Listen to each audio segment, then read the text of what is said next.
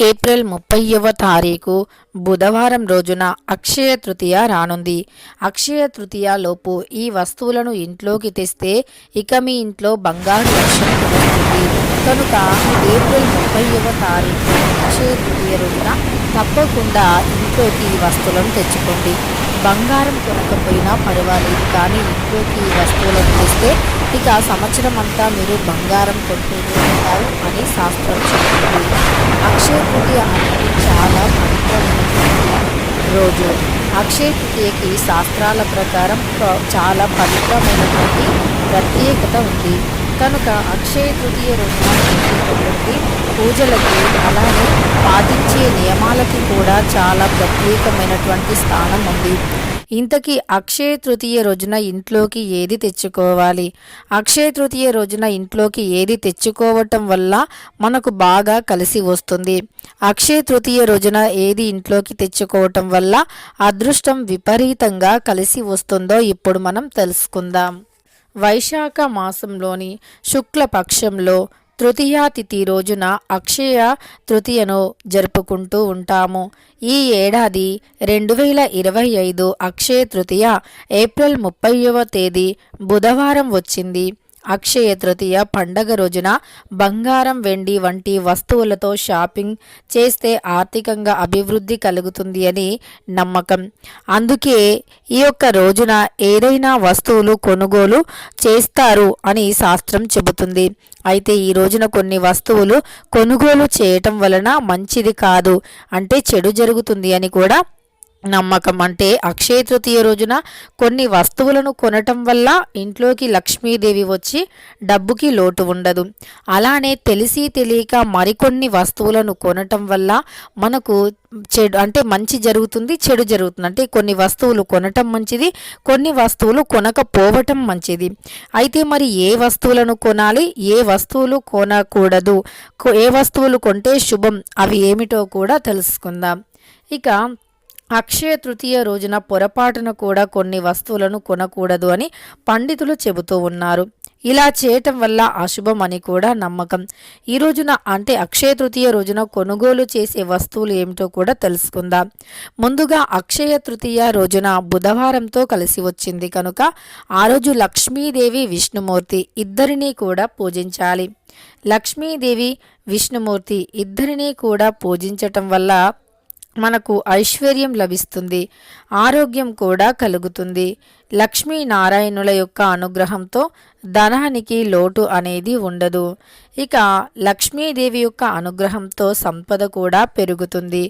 కనుక ఈ ప్రత్యేకమైనటువంటి రోజున మర్చిపోకుండా మనం కొన్ని పనులు చేయాలి. లక్ష్మీదేవిని పూజించాలి.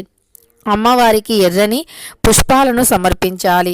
విష్ణుమూర్తికి పసుపు రంగు పుష్పాలను సమర్పించాలి. అంతేకాకుండా బుధవారంతో కలిసి వచ్చినందువల్ల ఆ రోజున పేదవారికి పసుపు రంగులో ఉండే వస్త్రాలను దానం చేయాలి.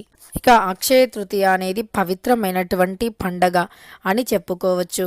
ఈ రోజున బంగారాన్ని కొనటం వల్ల వారు ఎప్పుడూ కూడా బంగారాన్ని కొంటూనే ఉంటారు అని శాస్త్రవచనం. బంగారం అత్యంత పవిత్రమైనటువంటిది, విలువైనటువంటిది కూడా. అలాంటి బంగారాన్ని కొనుగోలు చేయటం వల్ల మన ఇంట్లో ఎప్పుడూ కూడా కనకవర్షం కురుస్తుంది అని శాస్త్రం చెబుతుంది. ఇక బంగారం ఎప్పుడూ కూడా మనం కొంటూనే ఉండాలి. బంగారం అనేది కొనాలి అని ప్రతి ఒక్కరికి కూడా ఉంటుంది.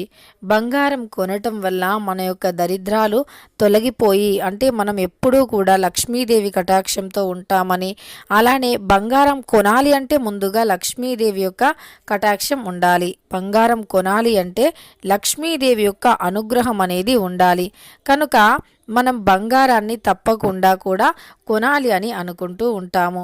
మరి బంగారాన్ని కొనాలి, ఇంకా కొంటూనే ఉండాలి అంటే అక్షయ తృతీయ రోజున కొంచెమైనా సరే బంగారాన్ని కొనాలి అని పండితులు చెబుతూ ఉన్నారు. కానీ అక్షయ తృతీయ రోజున ఖచ్చితంగా అప్పు చేసి మరి బంగారం కొనాలి అని మాత్రం ఏ ఒక్కరూ చెప్పలేదు. ఇక అక్షయ తృతీయ రోజున లక్ష్మీదేవి కటాక్షం సంపూర్ణంగా కలగాలి అంటే తప్పకుండా ఉదయాన్నే నిద్రలేవాలి. ఉదయం నిద్ర లేచిన వెంటనే ఇల్లు వాకిలి శుభ్రం చేసుకోవాలి. తరువాత లక్ష్మీదేవి అనుగ్రహం పొందాలి అనుకుంటున్నాము కనుక ఇంట్లో తప్పకుండా కూడా ధూపం వేయాలి.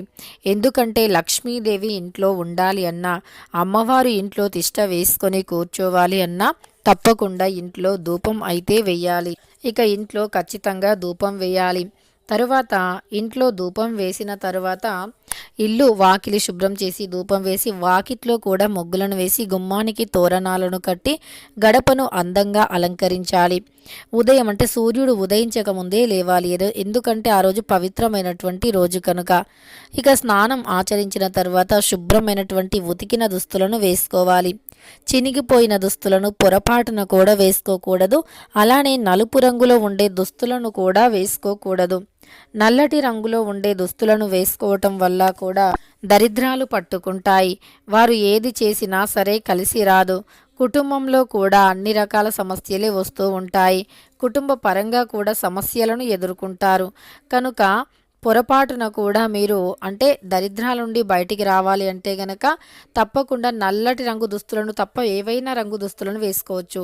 కానీ నలుపు రంగు దుస్తులు ఒక్కటి మాత్రం మీరు అవాయిడ్ చేయవలసి ఉంటుంది. ఎందుకంటే మనం ఎప్పుడైనా పవిత్రమైనటువంటి రోజుల్లో ఎలా అయినా అంటే అపవిత్రమైనటువంటి డ్రెస్సులను మాత్రం వేసుకోకూడదు. సారీస్ కూడా కట్టుకోకూడదు. కనుక శుభ్రమైనటువంటి ఉతికిన శుభప్రదమైనటువంటి రంగు దుస్తులను మాత్రమే మనం ధరించాలి. ఇక తరువాత లక్ష్మీదేవి యొక్క ఫోటోని అలంకరించి లక్ష్మీదేవి ఫోటోని పూజించి లక్ష్మీదేవిని అలంకరించి ఫోటో అంటే అమ్మవారి ఫోటోని లేదా విగ్రహం ఉంటే అభిషేకం చేయండి. ఒకవేళ విష్ణుమూర్తి యొక్క విగ్రహం ఉంటే గనక లక్ష్మీదేవి విష్ణుమూర్తి విగ్రహాలకి కూడా అభిషేకం చేయండి. ఇక అక్షయ తృతీయ రోజున తప్పకుండా ఇలాంటి నియమాలు పాటించాలి. తర్వాత అక్షయ తృతీయ అనేది మనకు ఒక పండగతో సమానమైనటువంటిది. ఎందుకంటే లక్ష్మీదేవిని మనం ఎంత పూజిస్తామో ఎంత కొలుస్తామో మన అందరికీ తెలిసినదే. లక్ష్మీదేవిని పూజించటం వల్ల అమ్మవారి యొక్క అనుగ్రహంతో మనం ధనవంతులుగా మారుతాము. అమ్మవారి యొక్క అనుగ్రహంతో మనకు కష్టాలు అనేవి తీరిపోయి ఆర్థికంగా కూడా సమస్యలు తీరిపోతాయని మనం నమ్ముతూ ఉంటాము. అలా లక్ష్మీదేవి యొక్క అనుగ్రహంతో మన సమస్యలు తీరిపోయి దరిద్రం తీరిపోయి అంటే దరిద్రం అంతా కూడా తొలగిపోయి అమ్మవారి యొక్క అనుగ్రహంతో ఇక మనం ధనవంతులుగా మారుతామని శాస్త్రం చెబుతుంది. అలాంటి అమ్మవారికి ఎంతో ఇష్టమైనటువంటి రోజు, అమ్మవారికి ఎంతో ఇష్టమైనటువంటి అమ్మవారి యొక్క అనుగ్రహంతో ఇక డబ్బుకి లోటు అనేది అస్సలు ఉండదు అని చెప్పుకోవచ్చు. అమ్మవారి అనుగ్రహం అనేది కలగాలి అంటే ఖచ్చితంగా అక్షయ తృతీయ రోజున ఈ నియమాలను పాటించాలి. మాంసాహారాన్ని పొరపాటున కూడా తినకూడదు. అలానే మాంసాహారానికి దూరంగా ఉండాలి. ఇక ఈ యొక్క ధన త్రయోదశి రోజున అమ్మవారిని లక్ష్మీనారాయణులను ఇద్దరిని కూడా అభిషేకించి పూజించి తర్వాత తీర్థ ప్రసాదాలను వారికి అంటే సమర్పించిన తర్వాత ఇక మన సమస్యలను చెప్పుకోవాలి. మనం ఎప్పుడూ కూడా మంచిగా ఉండాలి, డబ్బు సంపాదిస్తూ ఉండాలి, అప్పుల సమస్య ఆర్థిక సమస్య ఉండకూడదు, భార్యాభర్తల మధ్య సమస్యలు ఉండకూడదు అని మనస్ఫూర్తిగా వేడుకోవాలి. ఇక అక్షయ తృతీయ రోజున పొరపాటున కూడా కత్తి, కత్తెర, సూది, అలానే కొడవలి, గొడ్డలి, బ్లేడు వంటి పదునైనటువంటి వస్తువులను కొనుగోలు చేయవద్దు. ఈ వస్తువులను కొనటం వల్ల ఇంట్లో గొడవలు జరుగుతాయి, భార్యాభర్తల మధ్య విభేదాలు, మనస్పర్ధాలు కూడా వస్తాయి. అలానే చేతిలో చిల్లి గవ్వ కూడా మిగలదు. ఎప్పుడు ఇంట్లో అశాంతిగానే ఉంటుంది తప్ప శాంతియుతంగా అస్సలు ఉండదు అని చెప్పుకోవచ్చు. అక్షయ తృతీయ పండగ రోజున అంటే ఈ యొక్క అక్షయ తృతీయను మనం పండగతో సమానంగా భావిస్తాం కనుక ఈ యొక్క అక్షయ తృతీయ రోజున నలుపు రంగు దుస్తులు అస్సలు ధరించవద్దు అని చెప్పుకున్నాం కదా, అది తప్పకుండా ఫాలో కావాలి. అంతేకాదు నలుపు రంగు దుస్తులను, నల్లటి ఫర్నిచర్ను, అలానే ఇనుప వస్తువులను కూడా అస్సలు కొనుగోలు కూడా చేయవద్దు. ధరించడమే కాదు కొనుగోలు కూడా చేయవద్దు. నలుపు రంగు వస్తువులను అక్షయ తృతీయ రోజున కొనుగోలు చేయటం వలన జీవితంలో ఊహించని కష్టాలు వస్తాయని శాస్త్రం చెబుతుంది. ఈ రోజున పొరపాటున కూడా స్టీల్ సామాన్లను, అల్యూమినియం పాత్రలను కొనవద్దు. అలానే ముళ్ళు ఉన్న మొక్కలను, పూలు, అలానే ముళ్ళు ఉన్న ముళ్ళను అంటే ఒక మాటలో చెప్పాలంటే ముళ్ళు గుచ్చుకునేటటువంటివి అస్సలు కొనవద్దు. ఇంటికి తీసుకురాకూడదు. వీటిని ఇంటికి తీసుకురావటం వలన ఇంటికి అశుభంగా పరిగణించబడుతూ ఉంటాయి కనుక అక్షయ తృతీయ రోజున పొరపాటున కూడా కొన్ని వస్తువులను అస్సలు కొనవద్దు. ఈరోజు బంగారం వెండి వస్తువులు కొనుగోలు చేయకపోయినా పర్వాలేదు, కానీ ఇనుప పదునైన వస్తువులను కొని కోరి కష్టాలను మాత్రం తెచ్చుకోవద్దు అని శాస్త్రం చెబుతుంది. ఇక ఖచ్చితంగా ఈ వస్తువులను కొనవద్దు. మరి ఇంట్లోకి ఏ వస్తువులను తెచ్చుకోవటం వల్ల లక్ష్మీదేవి అనుగ్రహం లభిస్తుంది? ఇంట్లోకి ఏ వస్తువులను తెచ్చుకోవటం వల్ల ఇక అక్షయ తృతీయ రోజున ఇంట్లోకి పచ్చ కర్పూరాన్ని తెచ్చుకోవాలి. పచ్చ కర్పూరం ఎందుకు అంటే విష్ణుమూర్తికి ఇష్టమైనటువంటిది. అందులో అక్షయ తృతీయ బుధవారంతో కలిసి వస్తుంది కనుక అక్షయ తృతీయ రోజున పచ్చ కర్పూరాన్ని ఇంట్లోకి తెచ్చుకోవాలి.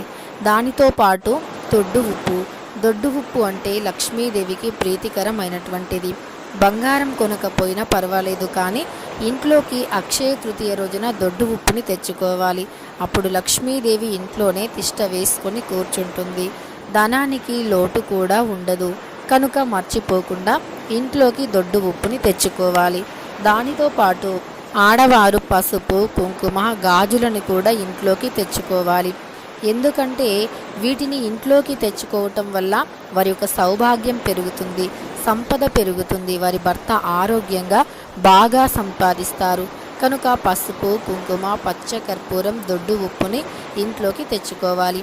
మరికొన్ని లక్ష్మీప్రదమైనటువంటి వస్తువులను కూడా ఇంట్లోకి తెచ్చుకోవటం వల్ల లక్ష్మీదేవి ఇంట్లో తిష్ట వేసుకొని కూర్చుంటుంది. ఇంతకీ ఆ లక్ష్మీప్రదమైనటువంటి వస్తువులు ఏమిటి అంటే గవ్వలు, గోమతి చక్రాలు, శంకు. ఇవి అమ్మవారికి అత్యంత ప్రీతికరమైనటువంటివి కనుక వీటిని ఇంట్లోకి తెచ్చుకోవటం వల్ల ఇంట్లో తప్పకుండా లక్ష్మీదేవి ఉంటుంది. ఇంట్లో అమ్మవారు తిష్ట వేసుకొని కూర్చుంటారు కనుక వీటిని ఇంట్లోకి తప్పకుండా తెచ్చుకోవాలి.